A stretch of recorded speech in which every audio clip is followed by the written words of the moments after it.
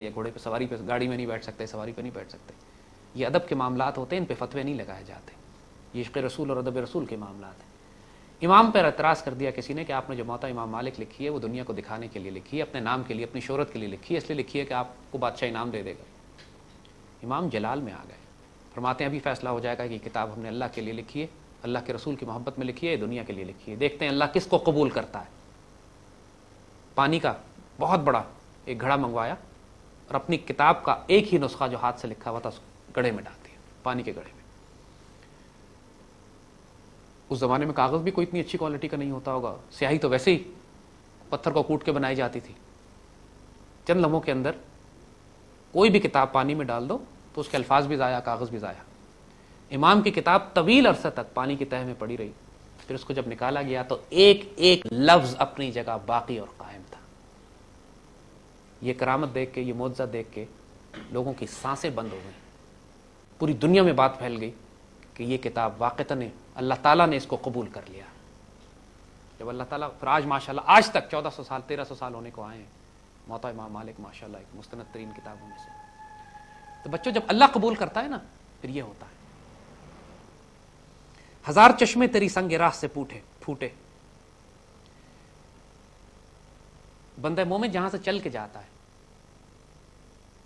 اقبال کہہ رہے ہیں کہ جہاں سے بندہ مومن چل کے جاتا ہے تمہارے چلنے سے, تمہارے راستے سے ہزاروں چشمے پھوٹ پڑتے ہیں. مثال دی ہے وہ اسماعیل علیہ السلام, ریفرنس ٹو اسماعیل علیہ السلام کا جو واقعہ کہ انہوں نے ایڑیاں رگڑی اس معصوم بچے نے, وہاں سے چشمہ پھوٹ پڑا. کہتے ہیں بندے مومن کی زندگی بھی ایسے ہی ہوتی ہے.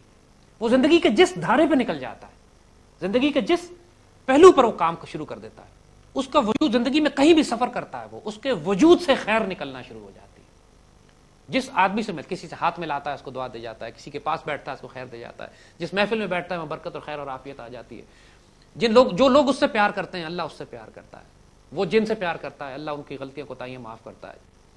یہ بندہ وجود, بندہ مومن, اس کا وجود اتنا خیر اور برکت کا باعث ہوتا ہے کہ اس کی پوری زندگی, اس کا صرف ہونا خیر کے چشمے اس کے وجود سے نکل رہے ہوتے ہیں. ہزار چشمے تیری سنگ راہ سے پھوٹے, ہزاروں چشمے تیرے راستے سے نکل رہے. بندے مومن کا یہ ایٹریبیوٹ ہے, وہ خیر کا ایک رحمت للعالمین صلی اللہ علیہ وآلہ وسلم کی رحمت تقسیم کرنے والا ہوتا ہے. حضور رحمت للعالمین ہے, کائنات کی پوری رحمت آپ تقسیم فرما رہے ہیں. اور بندہ مومن کی صفت یہی ہوتی ہے, اس کا وجود اتنا بابرکت ہوتا ہے. حضور کی سنت مبارکہ میں آپ کو مثالیں بتاتے ہیں. حضور ہجرت فرما رہے ہیں مکہ سے مدینہ, ظاہری طور پہ دیکھیے تو جان بچا کے تشریف لے جا رہے ہیں. پہلے وہ واقعہ سراقہ والا ہوتا ہے, ایک سراقہ اپنے گھوڑے پر پیچھے آتے ہیں, سراقہ پہ حضور سراقہ کا گھوڑا گر جاتا ہے, پھر حضور وہ اسلام لے آتے ہیں, پھر حضور ان کو خوشخبری دیتے ہیں کہ سراقہ آپ کا حال کیا ہوگا کہ جب قیصر و کسریٰ کے کنگن آپ اپنے ہاتھ, واقعہ سنا ہے آپ نے. اسی سفر میں جب آگے آپ تشریف لے جاتے ہیں تو ایک جگہ پر ایک جھونپڑی میں پہنچتے ہیں, وہاں پہ ایک بڑھیا خاتون بیٹھی ہوتی ہیں. حضور اور سیدنا ابوبکر صدیق رضی اللہ تعالیٰ عنہ, حضور ان سے پوچھتے ہیں بڑھیا خاتون سے کہ آپ کے پاس کچھ دودھ, کچھ کھانے پینے کی کوئی چیز ہے؟ انہوں نے کہا ہمارے پاس تو کچھ بھی نہیں ہے, میرا شوہر میری بکریوں کے ریوڑ کو لے کر گئے ہوئے ہیں اور ہمارے پاس یہ کچھ بھی کھانے کو گھر میں نہیں ہے. حضور نے فرمایا کہ ایک بکری کھڑی ہے, اگر اجازت دیں تو میں اس کا دودھ نکال لیں. انہوں نے فرمایا کہ اس بکری میں دودھ نہیں ہے, یہ بیمار بکری ہے, اسی لیے ساتھ نہیں گئی, نہ اس میں دودھ ہے نہ یہ ساتھ جاتی ہے, یہ شاید یہ تو کسی, لیکن اگر آپ کوشش کرنا چاہتے ہیں, انہوں نے صرف اس لیے خاتون نے کہ ایک مسافر ہیں, مسافر برا نہ محسوس کریں, انہوں نے کہا چلیے آپ اگر شوق سے دودھ نکالنا چاہتے ہیں نکال لیجیے. حضور نے ماشاءاللہ اس بکری کا دودھ نکالنا شروع کیا تو اس نے اتنا دودھ دیا کہ برتن کے برتن بھر گئے. کبھی وہ بکری دودھ دیتی نہیں تھی. حضور نے بھی پیا, پورے حضور کے ساتھ جو ساتھی تھے انہوں نے پیا, اور حضور وہ سارا دودھ پھر ان خاتون کے لیے چھوڑ کر آگے تشریف لے گئے. جب ان کے شوہر واپس آئے تو شوہر نے گھر میں دودھ دیکھا تو حیران ہو گئے, یہ دودھ کہاں سے آیا؟ پھر ان خاتون نے حضور کا حلیہ مبارک بیان کیا. تاریخ میں جو حضور کے حلیے بیان کیے گئے ہیں, چند صحابہ نے, صحابیات نے حضور کا حلیہ مبارک کیا, آپ کے بال ایسے تھے, آپ کا چہرہ مبارک ایسا تھا, آپ کا وجود ایسا تھا. وہ ایک تاریخی ڈاکومنٹ ہے, ماشاءاللہ پڑھنے والا ہے کہ حضور کا حلیہ مبارک جو انہوں نے بیان کیا. اور پھر ان کے شوہر نے ان سے پوچھا کہ جو حلیہ آپ نے جن مبارک وجود کا, اتنا خوبصورت حلیہ بیان کیا کہ صاف لگتا تھا یہ کسی اللہ کے ولی کا ہی ہے. اور وہ ماشاءاللہ خاتون صاحب نگاہ تھی, دیکھ کے پہچان گئی کہ جن کے وجود سے اللہ نے اتنی برکت نازل کی ہے. پھر ان کے شوہر نے کہا کہ یقیناً یہ وہی بزرگ معلوم ہوتے ہیں جن کے بارے میں قریش والے کہتے ہیں کہ وہ ایک نیا دین لے کر آئے. یعنی اس کے بعد ماشاءاللہ یہ اسلام قبول کیا اور مسلمان ہوئے. تو کہنے کا مقصد بچوں کے حضور کی حیات مبارکہ میں آپ کو یہ بات اتنی کثرت سے نظر آئے گی کہ جگہ جگہ جن کو آپ عام اصطلاح میں کرامات یا معجزے کہتے ہیں، پوری زندگی حضور کی حیات مبارک، جہاں ایک طرف تکلیفیں ہیں، پیٹ پہ پتھر بھی باندھے ہوئے ہیں، لیکن اس میں بھی اتنی خیر ہے، اتنی برکت اور اتنی عافیت ہے، کوئی قریب سے چھو کے چلا جاتا ہے، کوئی چیز چھو بھی جائے صرف حضور کو۔ ایک دفعہ حضور روٹیاں پکا رہے ہیں، سیدنا عائشہ طاہرہ نے حضور سے فرمایا کہ آپ ہمارے ساتھ روٹیاں پکائیے، حضور ان کے ساتھ بیٹھ گئے، روٹی لگائی اور تندور میں لگا دی۔ اب باقی ساری روٹیاں پک گئیں اور وہ روٹی نہیں پک رہی۔ سیدہ عائشہ طاہرہ فرماتی ہے سیدی یہ روٹی نہیں پک رہی۔ حضور مسکرائے فرماتے ہیں جس کا مفہوم ہے کہ اب اس روٹی کو میرا ہاتھ لگ گیا ہے، اب اس پر آگ حرام ہے۔ جس روٹی کو میرا ہاتھ لگ جائے اس پر جہنم کی آگ حرام ہے۔ اب اندازہ کیجئے وہ روٹی نہیں پک رہی۔ تو جن مسلمانوں کو، جن صحابہ کو حضور نے ہاتھ لگایا ہو، ان پر کیسے جہنم نعوذ باللہ، ان کو کیسے چھو سکتی ہے؟ ایک صحابی حضور کا خون پی گئے، حضور کا خون نکلا ہوا تھا کہیں پہ، تو حضور نے کہا پھینکا۔ وہ پھینکنے کے بجائے کہ حضور کا خون میں زمین پہ کیوں پھینکوں، پی گئے ادب کے مارے۔ واپس حضور کے پاس، حضور نے پوچھا کیا کیا؟ سیدی مجھے شرم آئی کہ پھینکتا، میں اس کو پی گیا۔ حالانکہ خون پینا حرام ہے، لیکن چونکہ اتنے عشق میں اور معصومیت میں اور پیار میں وہ عمل کر گئے تھے، حضور نے کیا فرمایا؟ جس وجود کے اندر میرا خون داخل ہو جائے اس وجود پر جہنم کی آگ حرام ہے۔ ماشاءاللہ، ظاہراً ایک حرام عمل کیا لیکن جنت لے گئے۔ ہزار چشمے تیری سنگ راہ سے پھوٹے۔ جو حضور کی سنت ہے وہ حضور کے فقراء کی، حضور کے بندوں کی، حضور کے امتی کی، آپ سب کی بھی یہی سنت ہونی چاہیے۔ فقراء کی تو ہے ہی، اولیاء کی تو ہے ہی، وجود خیر ہوتا ہے۔ وہ کسی گھر میں چلے جائیں، وہ خیر و برکت اور عافیت آ جاتی ہے۔ گھروں میں جھگڑے ہوتے ہیں، گھر میں سکون ہو جاتا ہے۔ کسی کا رزق کی کمی ہوتی ہے، اللہ اس کو رزق عطا کر دیتا ہے۔ کسی کی بیماری ہوتی ہے، اللہ بیماری دور کر دیتا ہے۔ صرف اس اللہ کے بندے کا، فقیر کا وہاں ہونا خیر و برکت کے بعد۔ قدرت اللہ شہاب کی کتاب دیکھیے گا کہ شہاب صاحب پاکستان چھوڑ کر ہالینڈ جا رہے تھے، تو اللہ کے ولی نے، ایک فقیر نے ان سے آ کے کہا کہ جب ان کو یہاں سختی کی گئی، شہاب صاحب کو پوسٹ کر دیا گیا، نکالا گیا، تو ایک فقیر ان کے پاس آیا، کہتے پاکستان سے باہر نہ جائیں۔ انہوں نے کہا کیوں؟ میں تو ڈیوٹی پہ ہی جا رہا ہوں پاکستان کی، مجھے تو وہاں سفیر بنا کے بھیجا گیا۔ تو فقیر کہتا ہے ٹھیک ہے وہاں بھی پاکستان کی ڈیوٹی ہے، لیکن پاکستان کے اندر آپ کا ہونا لازم ہے۔ اس کی جو برکت پاکستان کو ہوتی ہے کہ جس جگہ آپ موجود ہوتے ہیں، جس جگہ اللہ کا بندہ اور فقیر درویش موجود ہوتا ہے، وہاں عذاب بھی نہیں آتے اللہ کے، یہ کم ہو جاتے ہیں، عذاب کم کر دیے جاتے ہیں۔ تو اس فقیر کا، اس اللہ کے بندے کا اس جگہ پہ موجود ہونا خیر و برکت اور عافیت کا باعث ہوتا ہے۔ ہزار چشمے تیری سنگ راہ سے پھوٹے، وہ اتنا برکت والا وجود ہوتا ہے بچوں کہ ناقابل بیان، ناقابل یقین۔ اور یہ دور کی باتیں نہیں ہیں، یہی بات ہم کر رہے ہیں۔ آپ بانو قدسیہ کی کتاب ہے، ہم ریکمینڈ کریں گے کہ آپ وہ بچے پڑھیں۔ اس کا نام ہے مرد ابریشم، مرد ابریشم، بانو قدسیہ کی لکھی ہوئی کتاب ہے۔ بانو قدسیہ رازدار ہیں ان 5 درویشوں کی، قدرت اللہ شہاب، ممتاز مفتی، اشفاق احمد صاحب، واصف علی واصف، ابن انشا۔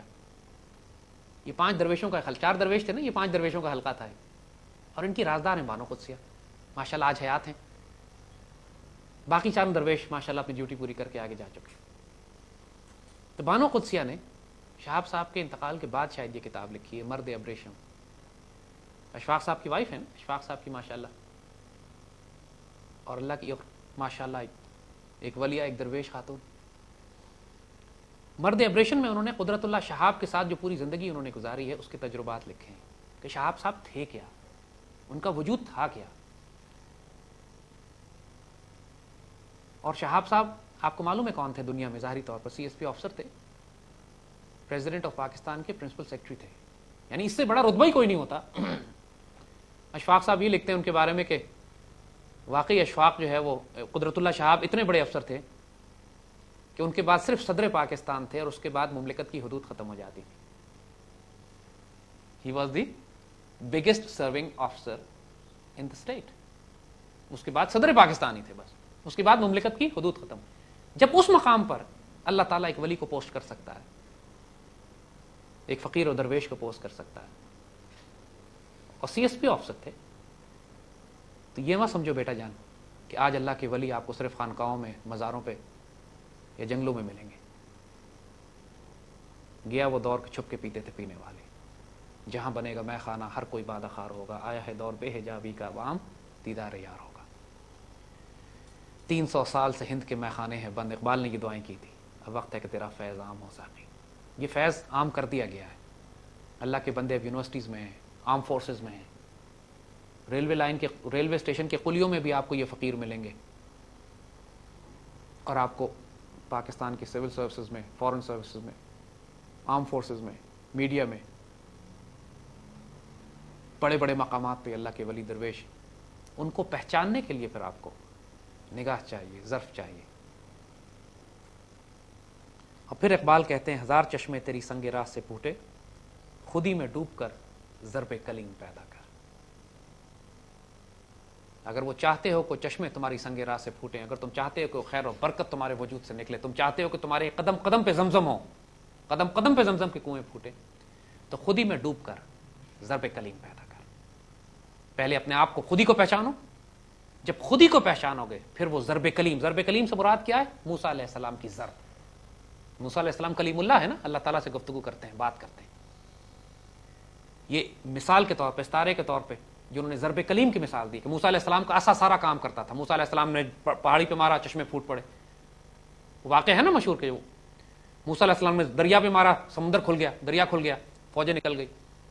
موسیٰ علیہ السلام اپنا سارا کام جو معجزہ اللہ نے ان کو دیا تھا, وہ ایک ان کا چھڑی جو تھی, ان کا عصا, ان کے لیے کتنے کام کرتا تھا. تو وہ اس ضرب کو ضرب کلیم اقبال نے اس کا ریفرنس دیا, کہا وہ تو ایک چشمہ نکلا تھا, ان کا 12 چشمے پھوٹ پڑے تھے, ان کی ساری 12 قبیلے تھے, ہر قبیلے کے لیے چشمہ نکلنے لگا. پتھر پہ آپ نے مارا نہیں. کہ بندہ مومن وہی صفات اور قوت اور طاقت اپنے وجود میں رکھتا ہے اگر وہ اپنی خودی میں ڈوب کر تو ضرب کلیم بھی پیدا کرے.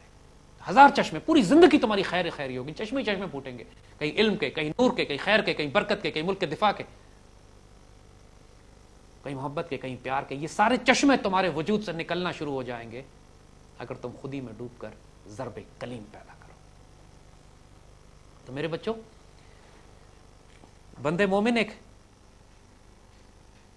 پراسرار وجود ہوتا ہے. آج اس لیے بے یقینی کی کیفیت میں ہمارے بچے چلے جاتے ہیں کہ ان کو ایسا کوئی رول ماڈل اپنے آس پاس نظر نہیں آتے. ہم نے کتابوں میں تو پڑھے ہیں یہ بزرگ, نظر نہیں آ رہے, اور نظر بھی آ رہے ہیں آج تو بڑے ماڈرن ہوتے ہیں. کوئی شہاب صاحب کے نام سے ہوتا ہے, کوئی ممتاز مفتی نظر آتے ہیں جو اپنے آپ کو دکھاتے ہی رندانہ میں, اپنے آپ کو ایسا گناہگار دکھاتے ہیں ممتاز مفتی کے جیسے ان سے بڑا گناہگار ہی دنیا میں کوئی نہیں. سارے پردے, سارا جسے پیار سے کہیں ڈرامے. اللہ کے رازدار فقیروں میں سے ایک بندہ, ممتاز مفتی نام, دیکھ لی دنیا والے سمجھ رہے ہیں, لکھ رہا اشفاق احمد صاحب بتاتے خود دنیا کی نظر میں ڈرامہ نگار. آج پوچھیں کسی سے کون تھے ڈرامہ نگار, اب ڈرامہ نگار تو ڈرامہ نگار تو واقعی تھے, وہ اتنا بڑا پردہ کر کے ڈرامہ کر کے چلے گئے.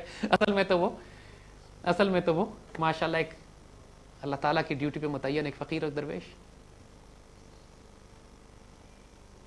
اللہ کے بندوں کا معاملہ یہ ہوتا ہے کہ وہ اللہ ان کو اپنے پردوں میں چھپا کے رکھتا ہے.